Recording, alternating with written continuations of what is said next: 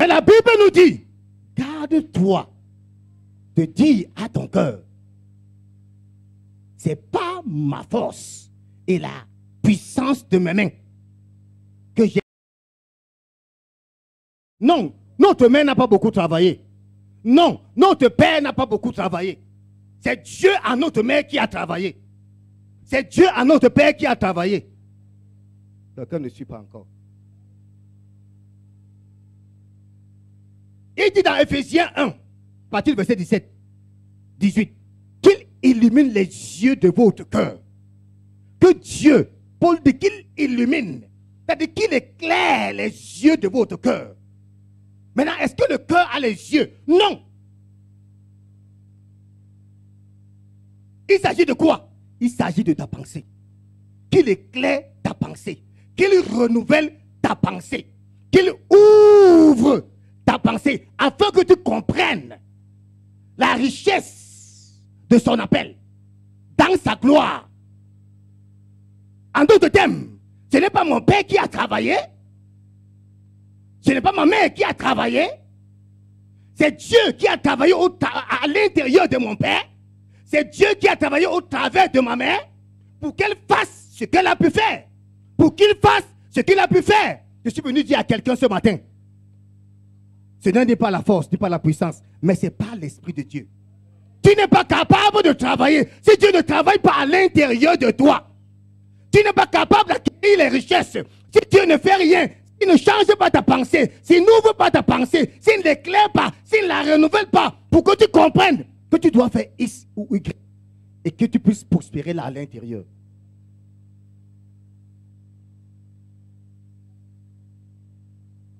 Paul dit qu'il illumine les yeux de notre cœur. Ça dit qu'il y a les yeux de l'intérieur. C'est ce que le Père nous dit toujours. Ces choses, on ne les voit pas avec les yeux physiques. C'est avec les yeux de l'intérieur.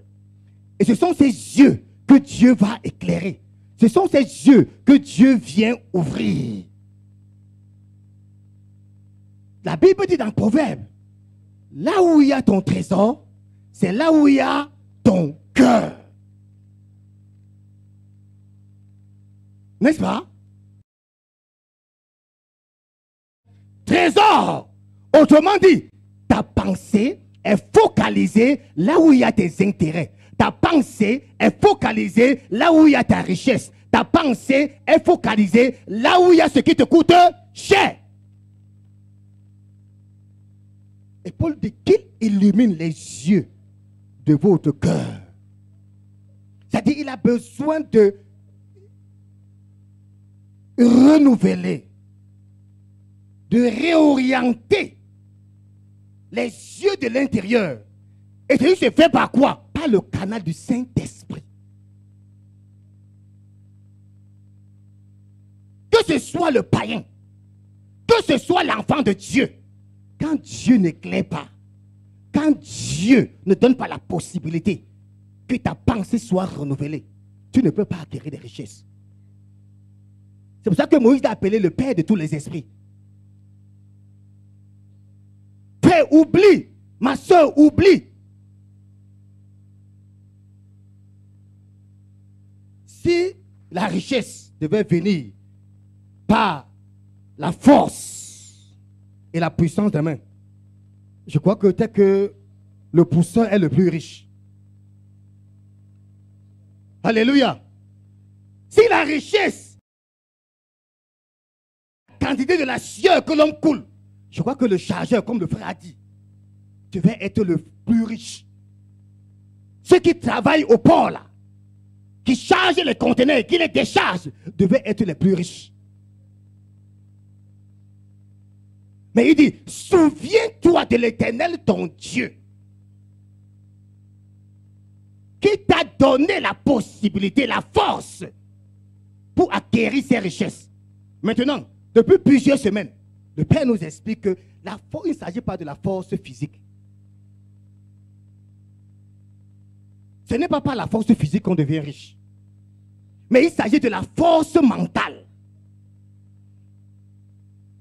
Il s'agit de la capacité à pouvoir créer, la capacité à pouvoir inventer. C'est de ça qu'il est question ici.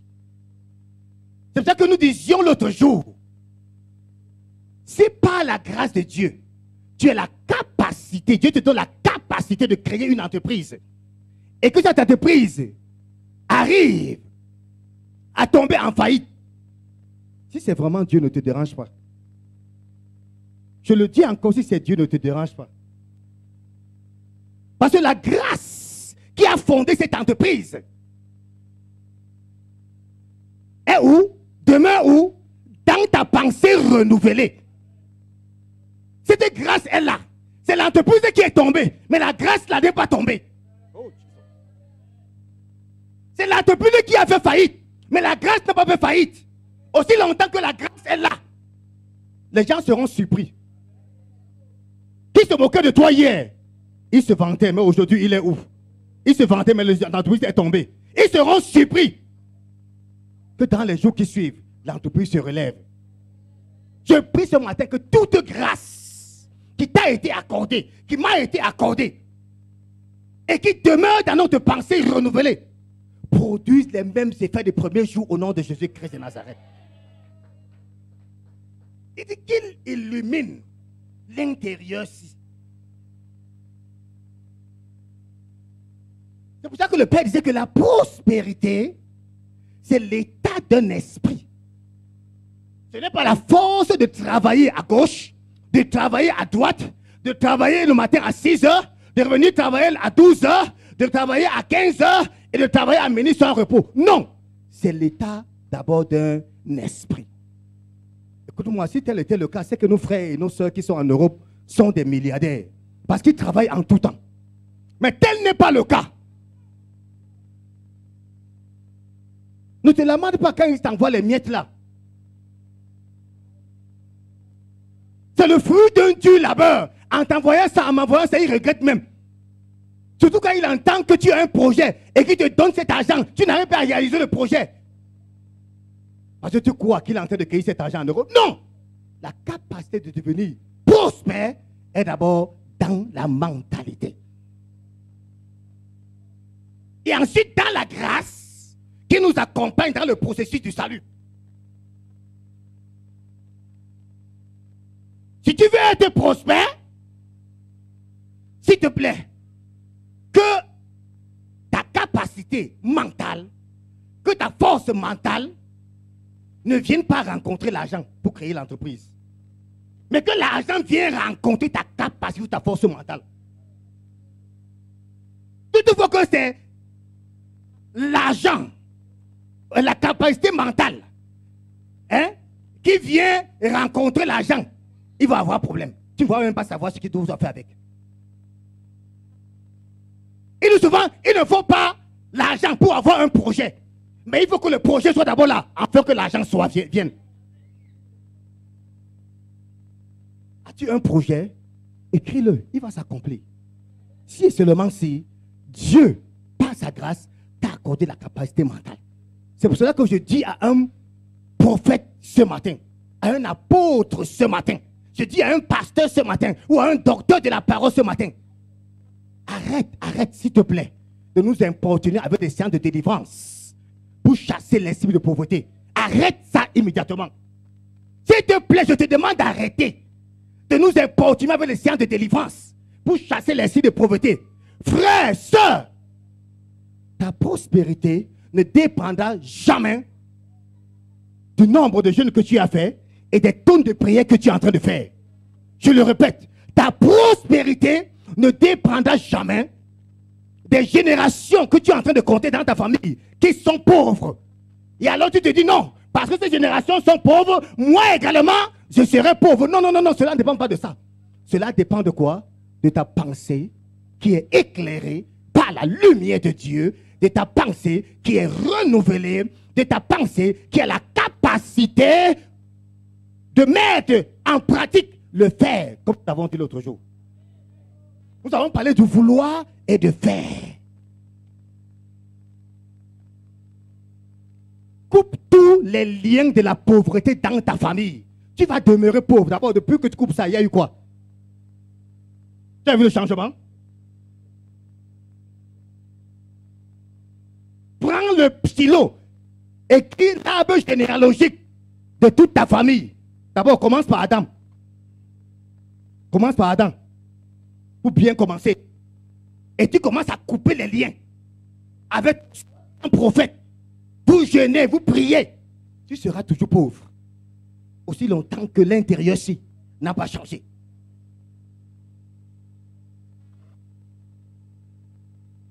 C'est pour cela que dans nos familles, hey,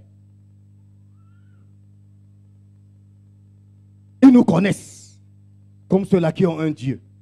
Mais ils ne nous connaissent pas, ceux-là qui voient les effets de ce Dieu. Est-ce que je peux répéter? Ils nous connaissent comme ceux-là qui ont un Dieu. Mais ils ne nous connaissent pas comme ceux-là qui influencent la famille au travers de ce Dieu. Tes prophéties ne vont pas influencer la famille.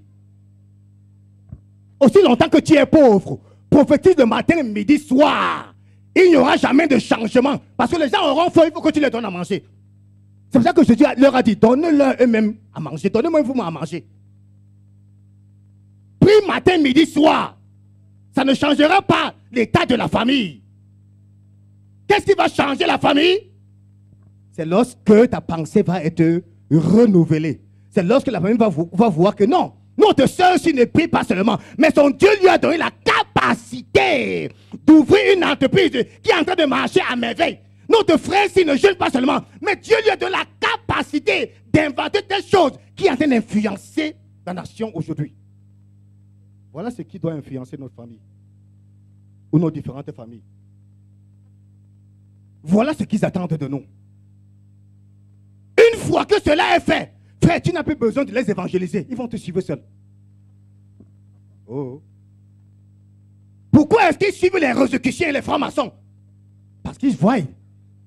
Ils voient le palpable, le visible lors des réunions familiales. C'est pas ça? Ils voient, ils témoignent. Quand il dit allez ouvrir la voiture, non, tout le monde est satisfait. Et toi, tu viens avec les prières. Non, ça ne nous suffit pas. Ça ne nous suffit pas. Pour dire cette vérité. Il dit qu'il illumine. Pour dire qu'il éclaire. En d'autres termes, c'est cette capacité mentale que Dieu te donne qui fait en sorte que tu puisses acquérir les richesses, les biens pour faire des inventions. Et cela ne vient pas de tes propres moyens. Cela vient de Dieu. Et ce matin, je suis venu dire à une personne, aussi longtemps que Dieu t'a donné des capacités, aussi longtemps que Dieu t'a donné des talents, ne cherche pas la richesse. C'est déjà ta part de richesse qu'il a donnée. Je disais ici l'autre jour, pourquoi est-ce que dans une famille où le père est menuisier, quand l'enfant naît, il veut plutôt devenir footballeur? Pourquoi? Pourquoi quand il est charpentier, toi tu peux plutôt devenir journaliste? Pourquoi? Non, il y a les talents que Dieu donne dans les familles qui sont des richesses. Écoute-moi, même les blancs là, ont ça chez eux. Regardez les documentaires, vous allez voir que de génération en génération, il y a les familles qui ne sont que des planteurs chez les blancs. De génération en génération, vous allez voir que les familles sont les éleveurs. Non, on ne laisse pas ce talent-là, on ne le tue pas. Chez nous aussi, on meurt avec. Et on vient t'enterrer avec. Et après, les enfants cherchent à couper les liens. Ce matin, personne ne cherchera à couper les liens. Il n'y a pas de lien que tu puisses couper. Je dis encore, il n'y a pas de lien que tu puisses couper pour être prospère. Mais une fois que Dieu a ouvert ta pensée, une fois que le vœu de Dieu s'est accompli dans ta vie, tu deviens prospère au nom de Jésus-Christ de Nazareth. C'est pour cela qu'il a dit, bien-aimé, je souhaite que tu prospères à tout égard et que tu sois en bonne santé comme prospère l'état de ton âme. En d'autres termes, c'est ici des temps. C'est ici des temps que ça doit commencer. Frère et soeur, si tu as une vision qui vient de Dieu par rapport à quelque chose que tu as fait, qui va te faire entrer dans la prospérité, tu ne dois pas marcher avec n'importe qui. Tu ne dois pas marcher avec n'importe qui. Écoute-moi, même dans ta famille, tout le monde ne peut pas te comprendre. Parce qu'à ce moment, c'est ta vision-là qui te guide. Tu restes sur ce chemin. Aussi longtemps que ce n'est pas réalisé, les gens disent que mais il te traite comme un malade mental. Alors que toi, tu sais là où tu vas et ce que tu as envie de faire. Comme aujourd'hui. Tu n'as pas encore entendu que beaucoup sont en train de nous traiter comme des malades mentaux? Mais 2019, je dis encore 2019, si Dieu est dans cette maison, si c'est Dieu qui nous a amenés dans ce lieu, il va témoigner de sa parole. Je dis encore, il va témoigner de sa parole. Si c'est Dieu qui a parlé à son serviteur, si c'est Dieu qui a ouvert ses yeux, si c'est Dieu qui a éclairé sa pensée pour que nous puissions être là où nous sommes, Dieu, qu'il n'y a point de changement, ni d'ombre de variation, lui-même va accomplir sa parole au nom de Jésus. Lève-toi, nous allons prier.